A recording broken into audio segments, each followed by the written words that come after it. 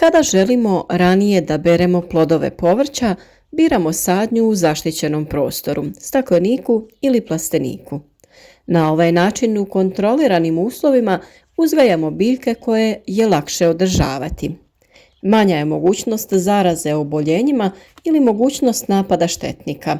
Lakše je održavanje prostora, kontrola korova, zalijevanja i prihrana.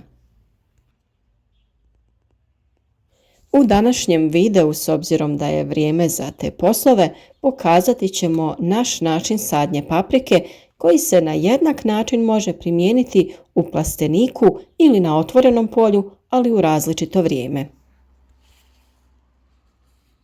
A vi, kako bi pratili sve naše savjete vezano za uzgoj biljaka od sjemena do ploda, za njihovu zaštitu i prihranjivanje, zapratite naš kanal i uvjerite se u kvalitetu savjeta koje nudimo.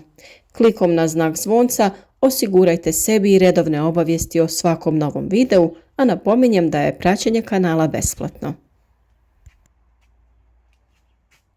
Ono što je uvijek najvažnije kod planiranja sadnje bilo kojeg povrća, naravno jeste priprema zemljišta.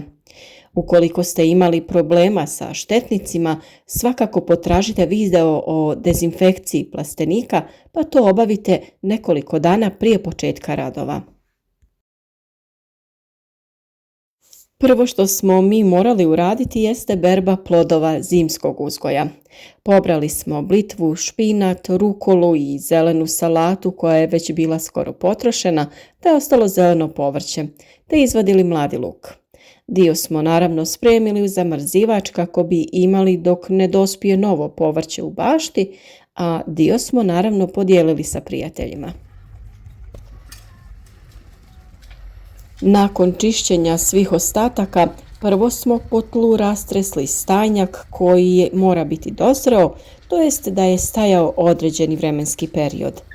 Potrebno ga je ravnomjerno rasporediti.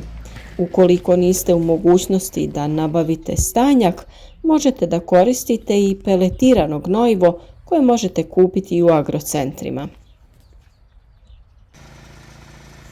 Nakon toga slijedi frezanje. Na taj način ćemo stajnjak izmiješati u zemlju, a zemlja će dobiti kvalitetnu strukturu kako bi bila rahla, plodna i omogućila nesmetan razvoj korijena biljaka.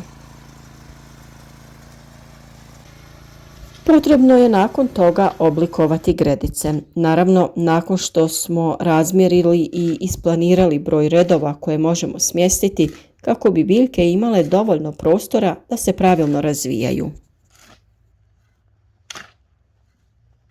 Nemojte napraviti previsoke gredice jer će tada sva voda odlaziti u dublje slojeve i neće se zadržavati oko biljaka u početnoj fazi kada im je jako bitna.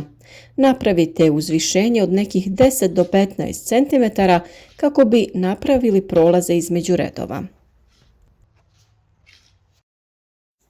U plasteniku je svakako neophodno postaviti navodnjavanje kap po kap kako bi biljkama redovno mogli dodavati vodu, a na taj način po potrebi u vodu dodavati i hranjiva.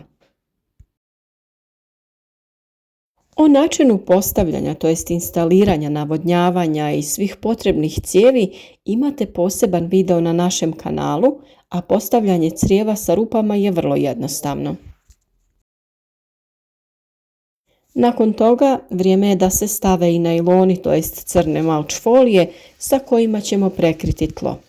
Na otvorenom se mogu koristiti ovakve umjetne vrste malča, ali i one prirodne poput slame, sjena i trave koje mi redovno koristimo u našoj bašti i odlično su se pokazale. Širina folija se prilagođava širini redova koje planirate praviti i mogu se kupiti folije sa već izbušenim rupama na određeni razmak, a možete ih sami praviti po potrebi. Mi smo i između redova postavili agrotekstil kako bi spriječili rast korova i kako bi se vlaga što više zadržavala u tlu. Sada bi trebalo otvoriti navodnjavanje i malo zaliti tlo ispod najlona kako bi sadnja bila lakša, a i ukoliko sami pravite rupe na najlonima, lakše ćete vidjeti gdje vam se nalazi crijevo, kako ga bušeći ne bi oštetili. A sada je i vrijeme da krenemo sa samom sadnjom. Sadnja se obavezno obavlja u poslijepodnevnim satima ili za vrijeme kišnog dana. Biljkama je potrebno vrijeme da se adaptiraju, to jest prilagode, a sredina dana kada je najtoplije nikako im ne pogoduje. I često se zna dogoditi da biljke, ako se sade u to najtoplije vrijeme dana, polegnu i treba im onda nekoliko dana da se oporave. Što se tiče razmaka, paprika se sadi na razmak od 50 do 60 cm između redova i od 20 do 30 cm između biljaka u redu. Možete ići na cik-cak metodu ili samo saditi biljke jednu preko puta druge. Iako je u vrtu ušteda prostora vrlo važna kako bi mogli uzgojiti veći broj različitih biljaka, ipak ukoliko imate prostora, razmak između biljaka može biti i malo veći, kako bi svaka pojedina biljka imala dovoljno prostora da se pravilno razvija. Zato je vrlo važan i kvalitetan protok zraka, jer će biljke tada biti zdravije i manje podložne razvoju bolesti. Što se tiče dubine sadnje, paprike se ne sadi duboko, nego na istu dubinu na kojoj je ona bila u posudi u kojoj je uzgajana. Napravite malo udubljenje u tlu i stavite sadnicu, te oko nje stavite malo zemlje i lagano ju pritisnete prstima kako bi se ona učvrstila u tlu. Pored toga, potrebno je obratiti pažnju na sprječavanje gljivičnih oboljenja na koje je paprika nakon sadnje vrlo osjetljiva.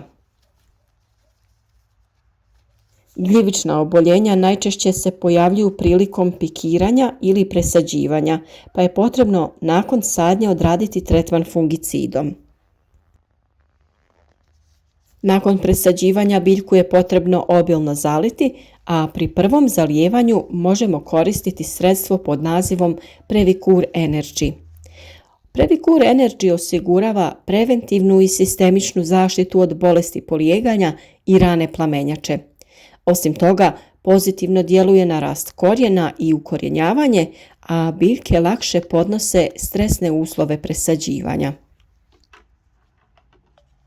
Protiv bolesti polijeganja zalijevamo biljke i zemlju oko biljke. Na 10 litara vode dodajemo 10 ml ovog sredstva. Prilikom zalijevanja voditi računa da je zemlja oko biljke već umjereno vlažna, nikako suha ili previše vlažna. Po presadnici je potrebno utrošiti otprilike 200 ml otopine za zalijevanje. Previcure Energy se također može folijarno koristiti protiv plamenjače paprike i salate. Jednostavan je i siguran za primjenu te osigurava zaštitu od svih najvažnijih bolesti mladog rasada. Nakon ovog prvog obilnog zalijevanja, narednih 5 dana ne bi trebalo vršiti zalijevanje biljaka kako bi se one što bolje ukorijenile. Ukoliko bi imale neprestan izvor vlage, one ne bi imale potrebu za razvijanjem korijena, a ovako će korijen da se širi u tlu u potrazi za vlagom. Naravno, biljke zalijte ranije ukoliko se vremenske prilike pokažu takve da se tlo isuši i da je biljci potrebna voda. Paprika je povrće koje zahtjeva redovito zalijevanje, pa na to treba obratiti pažnju. Ako želimo ostvariti veće prinose i imati krupnije i sočnije plodove, biljkama trebamo obezbijediti redovito vodu tokom razvoja. Paprici je potrebna pojačana gnojidba prije sadnje, jer iz tla izvlači velike količine kalija, fosfora i dušika. Velika količina tih hranjiva biljkama se osigura u početnoj prihrani tla pri obradi. No da bi se proizvele velike količine paprike, potrebna je prihrana tla vodotopivim hranjivima. Prva prihrana može se odraditi pri sljedećem zalijevanju kada paprika ima veću potrebu za fosforom koji je ključni za razvoj korijena. Tada omjer NPK u ovom hranjivu treba biti 1:2:1. Paprici za uzgoj treba više topline nego što to zahtjeva na primjer paradajz.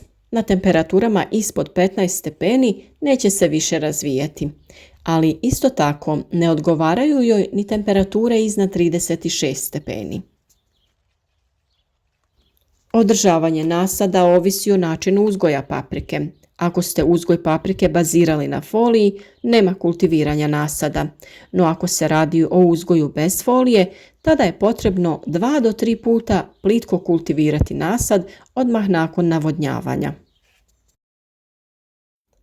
Ovo je ono osnovno što je potrebno da se uradi prilikom sadnje, a naravno da ćemo u narednom periodu pokazati sve potrebne postupke poput vezanja, potperavanja, skidanja zaperaka i druge agrotehničke mjere koje su potrebne da se provedu da bi proizvodnja bila bolja i uspješnija. Sve o redovnoj prihrani, umjetnim ili prirodnim hranjivima na vrijeme ćemo da prikažemo. Zato pratite naš kanal i kliknite na znak zvonca kako bi na vrijeme dobili obavijest o novom videu, da ne propustite važne korake u uzgoju paprike i ostalih biljaka. Pišite nam komentare ispod videa kako vi uzgajate paprike. Uvijek volimo čuti vaše mišljenje, a i na sva vaša pitanja ćemo rado odgovoriti u što kraćem vremenu.